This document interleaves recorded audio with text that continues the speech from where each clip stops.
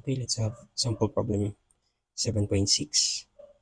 So what we're asked here is to sketch the shear and the bending moment diagrams for the cantilever beam shown.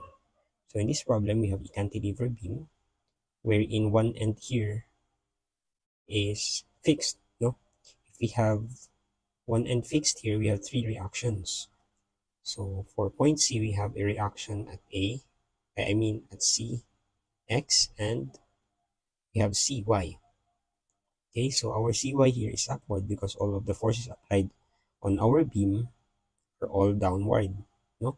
And this distributed load here would somehow cause a counterclockwise rotation at point C. That would mean that the reaction at point C should be clockwise, no? So we have here a moment MC. Now, this distributed load from points A to B, we can replace this one by a concentrated load applied along the centroid. And so we can replace this distributed load here in the shape of a triangle by a concentrated load. So say the magnitude of the concentrated load that will replace this distributed load is just the area of the distributed load. So since this is in the shape of a triangle, its area is just 1/2 base times height. If its base is A and its height here is omega O, so therefore the concentrated load would be 1/2 A omega O. Now, since this concentrated load is applied at the centroid of the triangular shape, wherein located at 1/3 of its base, so we have here 1/3 A. Okay. Now, since there's no load along the horizontal, we have our Cx here equal to 0. Okay. And how about Cy? So Cy is just equal to this one here. Concentrated, if we sum all the forces along y, we have our Cy equal to the amount 1/2 A omega naught. Okay? And how about the moment MC? So using summation of moment at point C here, counterclockwise positive, what we have here is this one, force 1/2 A omega naught times its distance from the pivot point. So this distance here is just L minus 1/3 A. So this one here is L minus 1/3 A. So if we write that here, 1/3, say 1/3 A minus L. If we take out negative sign, now we have 1/3 A minus L.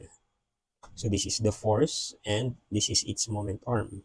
Now we have also MC. So we have here minus MC should equal to 0. Okay, so therefore MC here is equal to, okay, if we transpose this one here, no, interchange lang natin yung symbol, we have 1/2 times 1/3, we have 1/6 A squared. Let's just simplify this, no? So we have 1/2 A squared omega naught, and it's negative, plus 1/2 A omega naught L.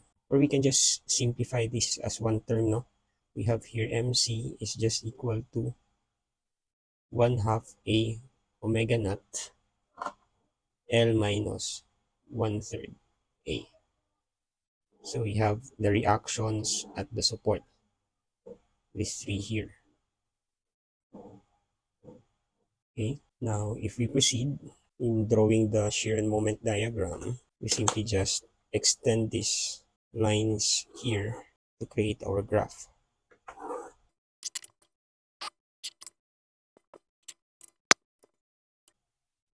So in this case, we have two segments here, A to B and B to C.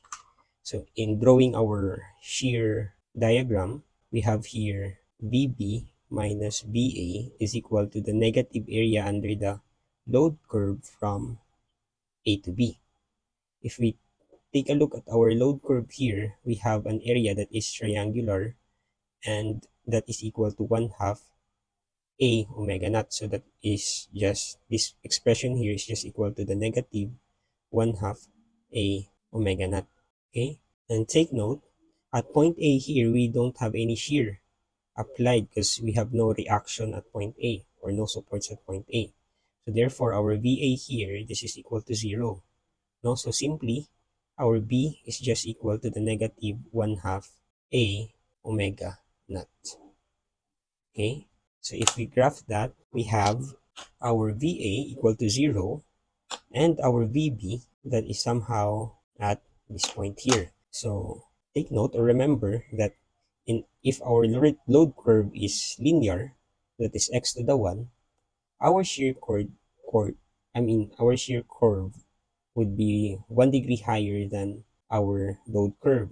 So if this one here is x to the 1, in our load curve, the curve would be x to the 2, no, or quadratic. From our formula that v2 minus v1 is equal to the negative integral of omega dx, the negative sign here indicates that if we have a decreasing line from our load curve, our quadratic equation here is concave upward, no? Not the same as with shear to the moment. In our shear diagram, if our shear curve is linear and it's decreasing, our moment diagram would have a quadratic na graph that is concave downward, no? But in our load to shear diagram, if this one here is decreasing, the shear diagram would be smiling or concave upward. So by knowing that here, also take note that if our load diagram intersects our x-axis here, or our load is 0 at point B here, therefore in our shear diagram, that value or that point here is where our maximum shear is located. No? So since at point B here, dito nag-0 yung load natin, at point B in our shear diagram, this point here is the maximum, no? Maximum magnitude of our shear curve. So somehow, knowing that if this one here is concave upward, and at this point here, the slope is 0, diba? From our formula here, we have dv over dx is equal to negative omega. If our omega or the load is equal to 0, therefore our slope in the shear diagram would also be 0. And when would the slope be 0? That is when the value of the point on our shear diagram is maximum or minimum, no? So in this case, it's the minimum value, but maximum in magnitude, no? If we take away the negative symbol, no? This one here is the maximum magnitude. Okay, so smiling and concave upward. Somehow, the image of our shear diagram is somewhat like this, no? Yan. Now, at point B to C, no load is applied. So therefore, the next graph would be constant, diba? 0, and then the integral of 0 is constant, no? So we have here constant straight line. Now, at ano yung value na to? Yung VB natin, that is equal to negative 1/2 A omega naught. Now, at point C, we have here our CY shear, no? So we need to add our CY from this point here. So if our point here is negative 1/2 A omega naught plus our CY, which is 1/2 A omega naught, this one here becomes 0. So babalik tayo sa 0 pa rin, no? So from here, aakyat tayo ng 1/2 A omega naught units upward. So somehow, this would be the graph of our shear diagram. Okay? Now, if we proceed to the moment diagram, let's first draw the line. Now, looking at our moment diagram, we have two areas here. One is the semi-parabolic area, and the other is the rectangular area. Now, to get the area here, the formula is just, we have 2/3 of its height. And how about the area over here? That is just base times height. Since we have two segments here, we have segment A, segment B, and segment C, we can calculate our moment at every point here, no? So we have MB minus MA is just equal to the positive area under the shear curve from A to B. So from A to B, the area is semi-parabola, no? So that is equal to 2/3 of the height, which is negative 1/2 A omega naught times the base. Forgot the base. We have 2/3 base times height, no? Or height times base. So the base here from A to B is just A, no? So we multiply this one by A as its base. So again, the area of this parabola here, half of the parabola is just 2/3 base times height. So we have 2/3, height natin is negative 1/2 A omega naught times our base, which is A. And take note that in point A, we have no moment applied. From our drawing, there's no moment at point A. Knowing that, we cancel this MA here. That is equal to 0. Therefore, MB is basically all this one here, no? MB. So MB is just 2/3 times negative 1/2. We have negative 1/3 omega naught A squared. So somehow, at point B, the value here is negative 1/3 omega naught A squared. So since we have here a parabola, the next graph here would be x to the power of 3. Okay. Now how about point C? So for point C, we have here MC minus MB is equal to the positive area under the shear curve from B to C. Where that is just equal to the area here. Base times height, which is our base is L minus A. We have L minus A times the height, which is this one here, negative 1/2 A omega naught. Our MB here is negative times negative 1/3 A squared omega naught. So MC. So therefore, our MC here is just equal to, we have L here, we have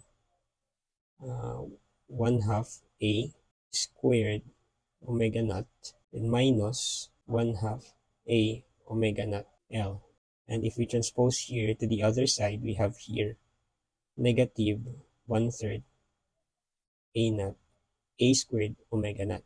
So this one here we have 1/6 A squared omega naught minus 1/2 A omega naught L. If we further simplify MC, we have MC is equal to, factor out 1/2, factor out A, factor out omega naught. What we're left here is 1/3 A minus L. So we have here our MC.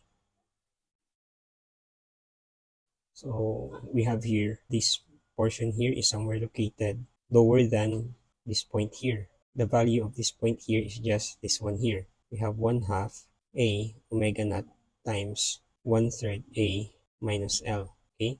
So since we have a constant or flat line from B to C, the next graph would be 1 degree higher, which is a simple line.